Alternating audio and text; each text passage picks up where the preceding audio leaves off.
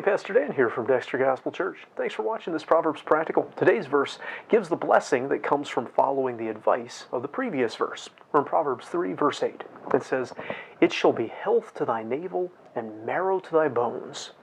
So verse 7, the last verse, told us that we shouldn't trust our own evaluation of ourselves, but we should be guided by what God wants and feels, and in the process, turn away from doing evil. Now, sure, we should do that for its own sake, fearing the Lord, departing from evil, but that's actually good for us too. In this case, it looks like the blessings of right spiritual behavior can have physical effects. This seems to be declaring the principle that spiritual and physical health and mental health, that they're all related together, that our spiritual and mental health can impact our physical health. And I would say, based on experience, that this is so. Not only in obvious ways, taking up armed robbery as a vocation is not departing from evil, and it definitely is not good for your health, but also in less obvious ways. Things like stress and depression can massively negatively impact our physical health. We often turn to medicine, which is one literal meaning for the word for health here, to help with those things. But sometimes there is a spiritual component to our anxiety or our depression or our stress.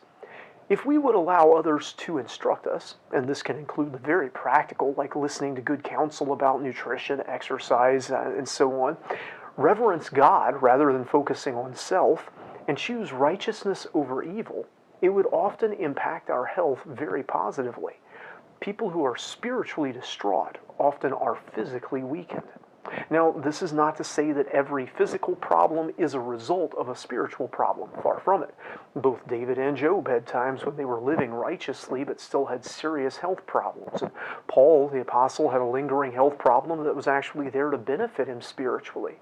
But as a general principle, spiritual health can affect our physical health. God designed us, body, soul, spirit, all of our being. And as long as we're on this earth, these parts that God has merged together into one being, us, they mutually affect each other. And don't just take this as a negative either. Like, if you're sick, it must be because you're doing something wrong. While being spiritual does not necessarily cure a virus or won't make you regrow a limb, just like living poorly can lead to feeling poorly, living well can lead to feeling well. Doing what is right, walking with God. It can give us joy and peace and confidence, and those impact our health in positive ways. If you want to be truly healthy, strive for spiritual health by fearing the Lord, and it can benefit all of your health, physically, mentally, and spiritually.